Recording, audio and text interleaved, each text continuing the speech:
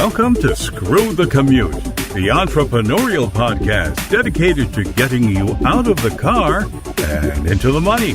With your host, lifelong entrepreneur and multimillionaire, Tom Antion. Hey everybody, it's Tom here with episode 1014 of Screw the Commute podcast. Today is part 2 of our mobile phone gimbal gadget that can really do some really great stuff for your videos. So that's what we're going to talk about today. And 1013 was part 1, was beginner stuff so that you can learn to use your gimbal with easier shots, but still you'll get some great shots out of it. Anytime you want to get to a back episode, you go to screwthecommute.com/ and then the episode number. Part 1 was screwthecommute.com/1013. Pick up a copy of our automation ebook at screwthecommute.com/automate free. Version 3.0 is out, so you want to make sure you get rid of 2.0 because there's a bunch of new stuff in version 3. And check out my mentor program at greatinternetmarketingtraining.com and my school at imtcva.org. Okay, this is part 2, more advanced stuff than just standing with your feet in one place. Now, a couple things. Most of your gimbals have a start-stop gesture function. Well, what does that mean? Well, you know how you see videos where people push the play button and then they go sit down and then they do their video and then they get up and they go turn the video off. Okay. Sometimes that can be good for a purpose. We don't need to talk about that today, but most of the time it doesn't look that professional. So a lot of the gimbals with the proper app to your cell phone, you can make a gesture. Some of it's like the victory sign to start the video and like the stop sign where you hold your hand out like a crossing guard at the school. Stop, will stop the video. And I think you can make whatever gestures you want and set it in the software. But that's a really cool feature so that if you do a good job at the video, and most of these are short, by the way, then there's no editing involved. The video is done as soon as you are done, okay? So you don't have to edit anything because the front and the back don't need trimmed off. All right, so that's one thing.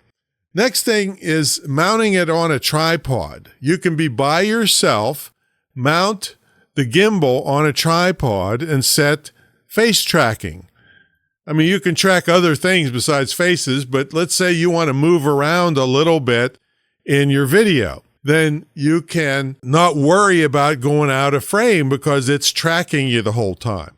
Now, the newer ones, that's what you'd be buying now. Mine is like 6 years old, but are really good at tracking. So you could set it up on a tripod, set it on a wall, just anywhere, and track it. It'll track you very far away. So if you're walking down a sidewalk, and if you have a good wireless microphone, like I talked about in the DJI mini mic thing, then you can get by yourself spectacular shots where you're moving and still talking. All right, so that's another thing, mounting it on a tripod and using the tracking function. Now, when you are walking and holding the gimbal, there's a certain kind of walk, and I want you to Google this, and it's called ninja walk.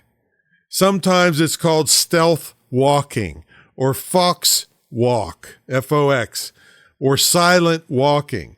This is where you bend your knees slightly, and if you're going forward, you go heel to toe. And that smooths out things so that you're not the gimbal can only fix so much, right? So you want to be as smooth as possible when you're walking, doing some of these fancy shots. If you're walking forward, you're going heel to toe. But if you're walking backwards, it's opposite. You go toe to heel, but you got to be careful that you don't trip on things. So if you're by yourself, scope out what's behind you before you start walking backwards. Or if you have somebody helping you, then just have them stand behind you and walk and watch that you don't trip on anything. All right. So that's basic ninja walk. And they use it in stealth. We use it in the woods to be quiet if you're hunting, or the military uses it to be quiet, so forth. So, but just Google Ninja Walk and you'll see it in action. Now, a couple big things that keep in mind is that consistency is really important. So what does that mean? Well, that means, let's say you're walking forward to do a nice, cool shot with your gimbal, but you walk slowly and then you speed up for some reason. Then you walk slow again. That's going to ruin these really beautiful shots. So try to be nice and smooth and consistent with your speed. And another thing, the big picture, is once you get the hang of this, I'm just going to give you a couple moves, but you can combine the moves to make really spectacular shots with this gimbal thing. Okay, so let's get into a few of them. First one that usually when you're learning this after the ones where you stand still, which I talked about in part 1, is the push forward. That's where you use your ninja walk and you pick out a subject you're trying to shoot and you ninja walk forward and just holding the gimbal out in front of you straight towards the focus of your video or what you're trying to shoot. Could be a car, could be a building, could be another person. See? So that's simple push forward with your ninja walk. Now, just to give you an example of this, of combining, you could do a push forward, you're walking forward, but then you tilt the gimbal up as you get closer to your subject. Let's say it was a tall building or a lighthouse or a monument or something like that. So it's a push forward and tilt up. You can also do a push forward and tilt down if it makes sense. See? So those are an example of combining moves. So opposite of that is a pull back, P-U-L-L, pull back.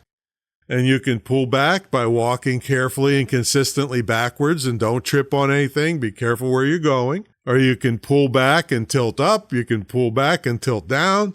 So you can pull back while you're moving sideways in an orbit kind of thing.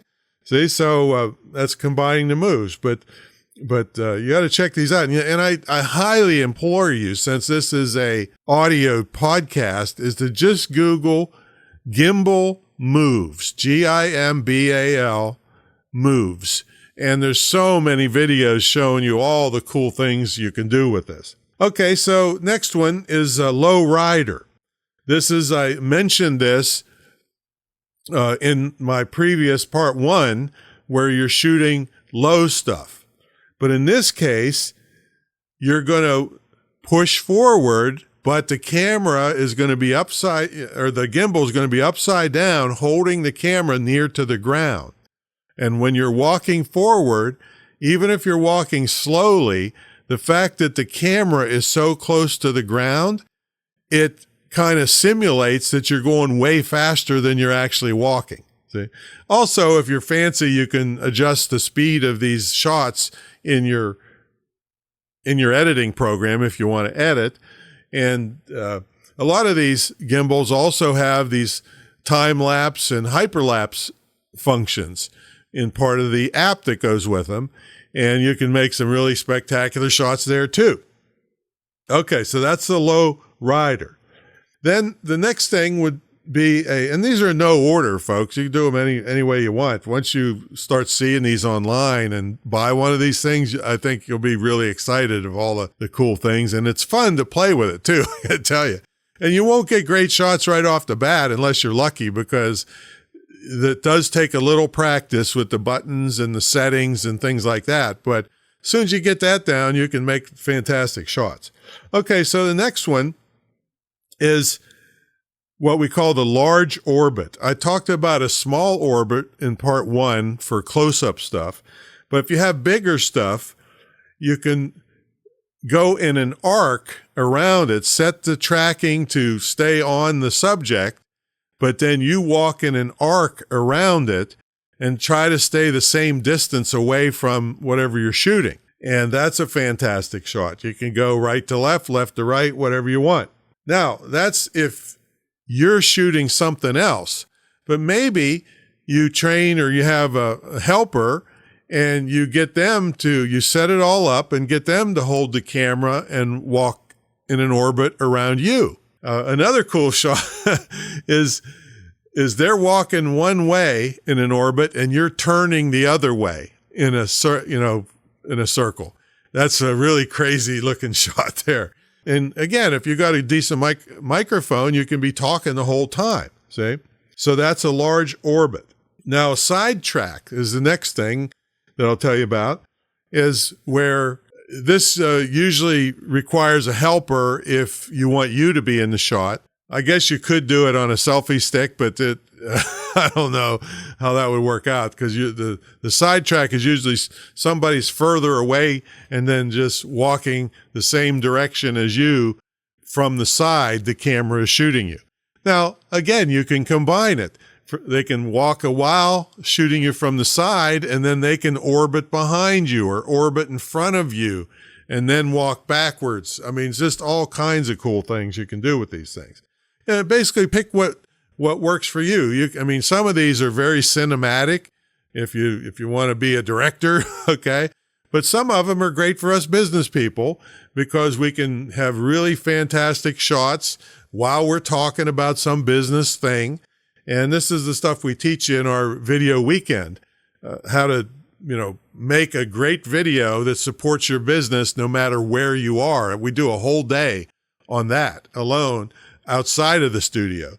See? So anyway, this is part 2 for gimbals. I just implore you, just Google gimbal moves, Gimbal moves, and there's tons of videos showing you all the different moves and combinations of moves. And now you can spend a lot of money and use a DSLR camera, big heavy duty camera, but you can just do fantastic things with cell phones. I mean, they're shooting TV shows on cell phones nowadays. So you don't have to spend a lot of money on this. Like I said yesterday, I just checked the prices. The one that I paid $150 for is like $89 on Amazon right now, in the latest version, see?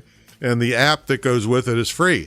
See, so just a way to really up your game, video game. All right, that's my story. I'm sticking to it. Check out my mentor program, greatinternetmarketingtraining.com, and I will catch you on the next episode. See you later.